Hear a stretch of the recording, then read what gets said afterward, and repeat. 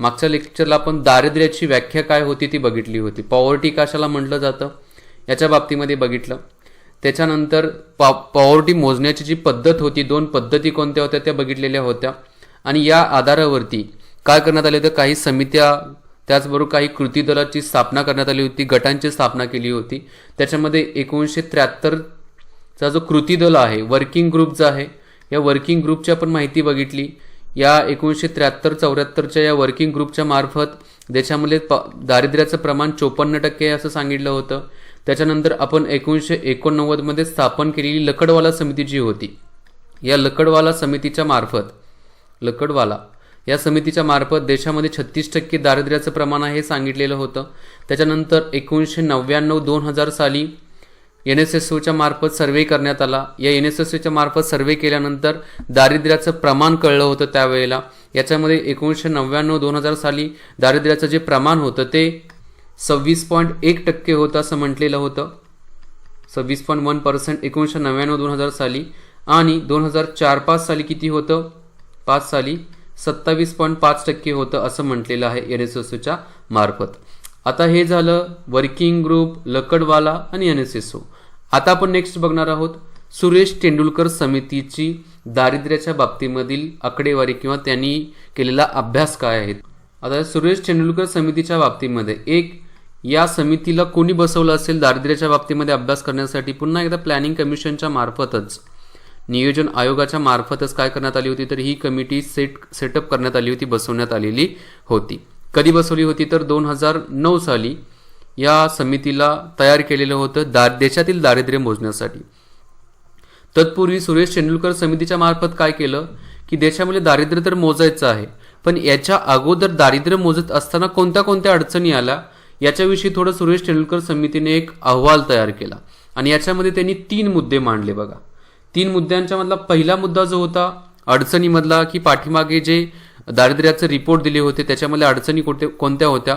एक अन्न घटक हा फक्त विचारात घेतला जात होता, अन्न घटक. आणि याच्यामध्ये सुरेश तेंडुलकर समिती काय म्हटली की देशामधील दारिद्र्याचा जो इंडेक्स आहे, दारिद्र्याचा निर्देशांक जो आहे तो हंगर लाईनवरती डिपेंड आहे, म्हणजे उपासमारीची जी लाईन असेल त्याच्यावरती डिपेंड आहे असं या अन्न घटकामध्ये सांगितलेलं होतं.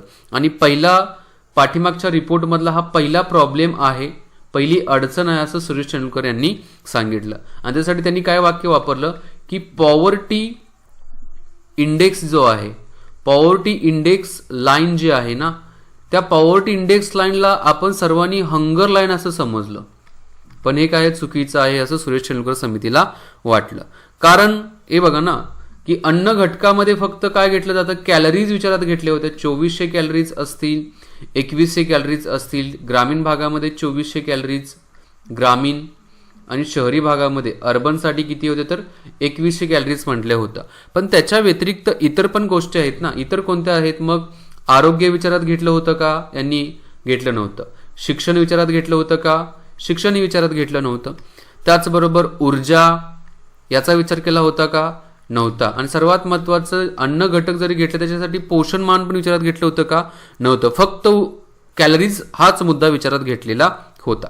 म्हणजे पहिली त्रुटी काय होती, पाठीमागे दारिद्र्य मोजलं, त्या दारिद्र्य मोजणाऱ्या ज्या समित्या होत्या त्यांच्यामध्ये तर अन्न घटक विचारात घेतला होता फक्त, असं सुरेश तेंडुलकर समितीला वाटलं.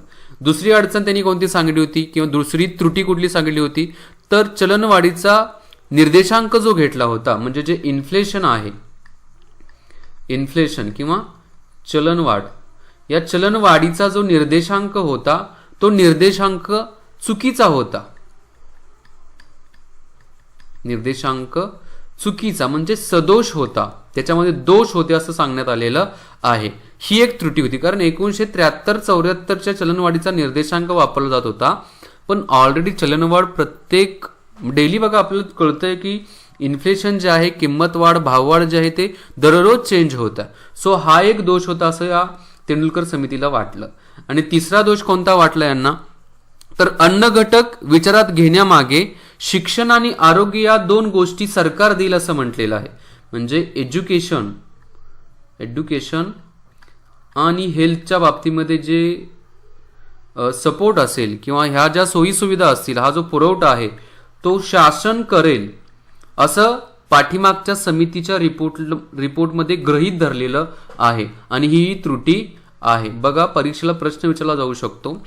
सुरेश तेंडुलकर समितीच्या मार्फत हे जे काही पाठीमागच्या समित्यांनी दिलेले रिपोर्ट जे आहेत, अहवाल जे आहेत, याच्यामध्ये खालीलपैकी कोणत्या त्रुट्या दाखवण्यात आलेल्या आहेत आणि 4 ऑप्शन दिले जाऊ शकतात.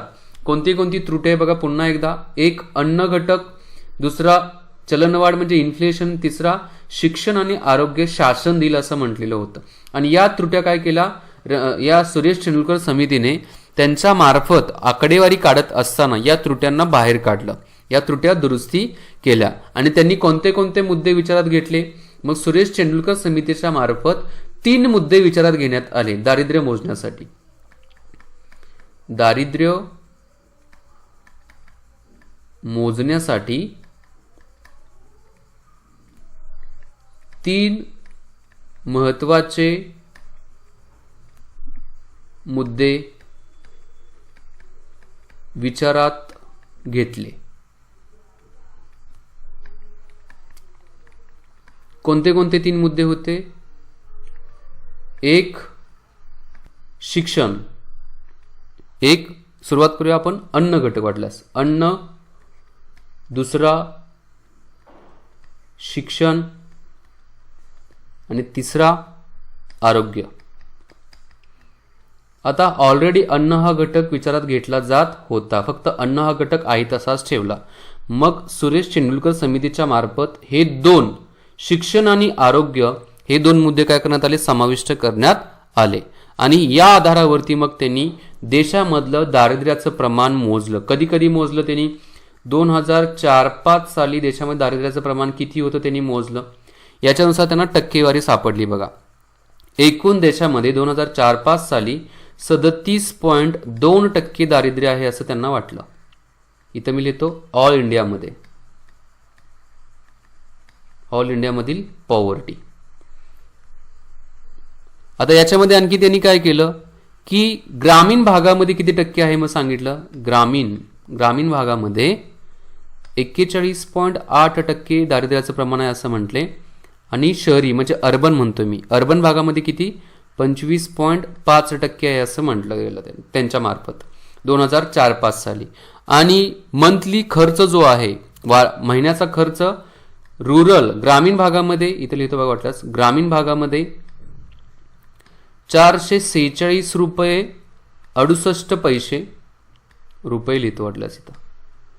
आणि शहरी भागामध्ये 578 रुपये 80 पैसे असं करण्यात आलं. ठीक आहे. हे ज्या वेळेला मी प्रश्नपत्रिका विश्लेषण घेईल ना, तुमच्या लक्षात येईल की हे जे मुद्दे मी तुमच्यापर्यंत घेतो टू द पॉइंट, याच्यावरती परीक्षेला प्रश्न विचारलेले आहेतच. ज्यावरती विचारलेले आहेत त्यावरती भविष्यामध्ये प्रश्न विचारले जाऊ शकतात. मध्ये 2004-05 डेटा झाला हा. 2004-05 मध्ये 37.2% देशामध्ये दारिद्र्याचं प्रमाण होतं. ग्रामीण भागामध्ये 41.8%, शहरी भागामध्ये 25.5%. तसंच 2009-10 मध्ये दारिद्र्याचं प्रमाण पुन्हा एकदा त्यांनी मोजलं.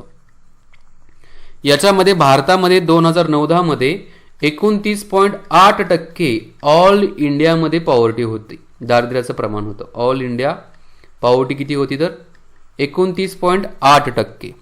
याच्यामध्ये ग्रामीण भागामध्ये किती होतं, ग्रामीण भागामध्ये दारिद्र्याचं प्रमाण जे होतं 33.8%. हे जे आकडे आहेत ना खूप महत्वाचे आहेत म्हणून तर घेतोय मी.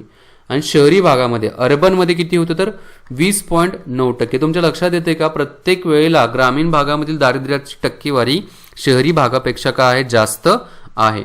आणि खर्च किती दिलेला आहे ग्रामीणला खर्चाचं जे टक्केवारी जी आहे ती 672 रुपये 80 पैसे. आणि शहरी भागासाठी किती आहे 859 रुपये 60 पैसे एवढं सांगण्यात आलेलं आहे. बघा, मंथली आहे, पर मंथ.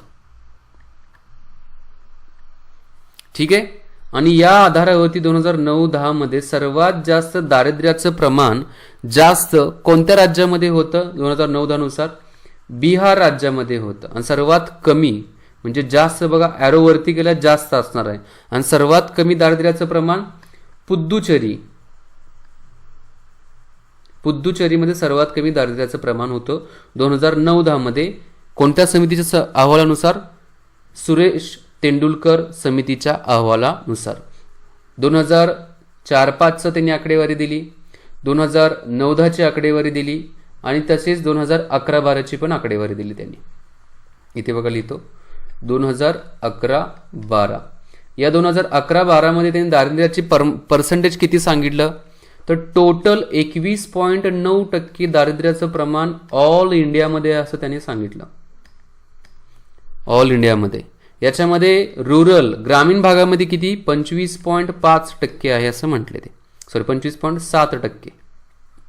आणि शहरी भागामध्ये किती सांगितलं होतं? तर 13.7% आहे असं म्हटलेलं आहे त्यांच्या मार्फत. ठीक आहे.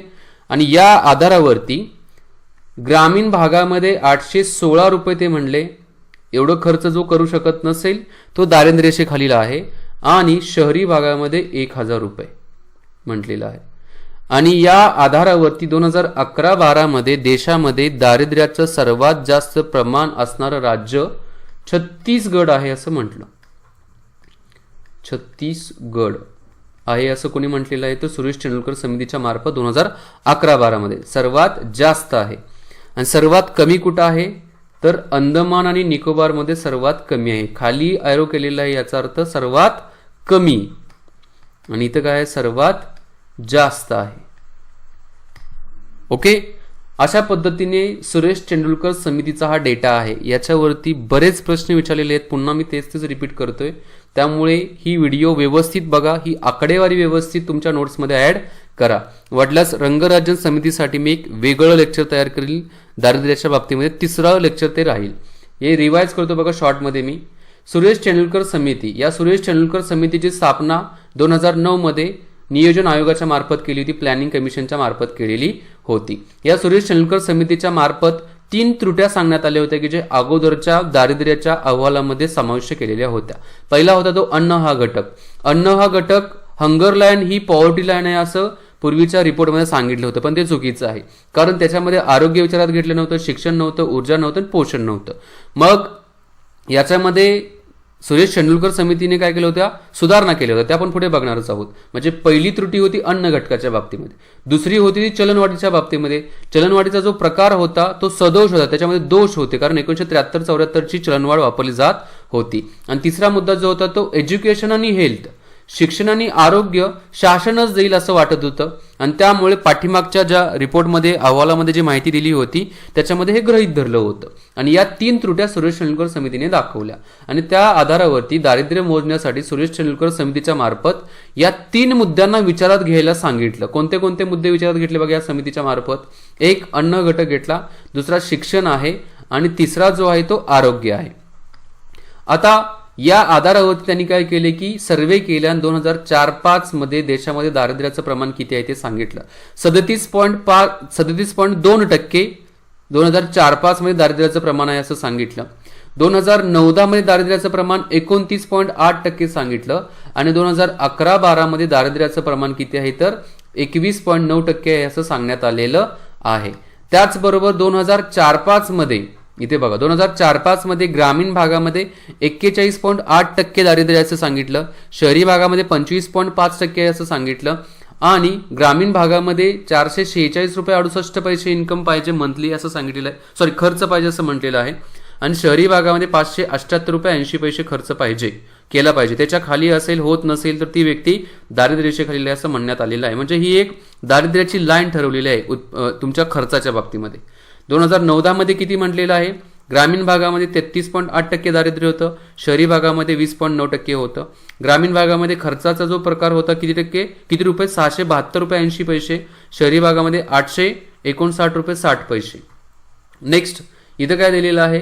2011-12 मध्ये ग्रामीण भागामध्ये 25.7% दारिद्र्य होतं, शहरी भागामध्ये 13.7%. 816 रुपये ग्रामीण भागामध्ये खर्च पाहिजे, 1000 रुपये शहरी भागामध्ये. सर्वात जास्त दारिद्र्याचं प्रमाण 2011-12 नुसार छत्तीसगड, सर्वात कमी अंदमान निकोबार. इथं सर्वात जास्त दारिद्र्याचं प्रमाण 2009-10 नुसार बिहारमध्ये आहे, सर्वात कमी पुद्दुचेरीमध्ये आहे. ठीक आहे. तर अशा पद्धतीचे हे महत्वाचे मुद्दे आहेत. व्यवस्थित नोट डाऊन करून घ्या, जेणेकरून याचा फायदा तुम्हाला येणाऱ्या परीक्षांच्या मध्ये होईल. मी तर थांबतो. व्हिडिओ आवडले असेल तर लाईक करा, शेअर करा, चॅनेलला नक्कीच सबस्क्राईब करा. जय हिंद, जय महाराष्ट्र, जय भारत, वंदे मातरम.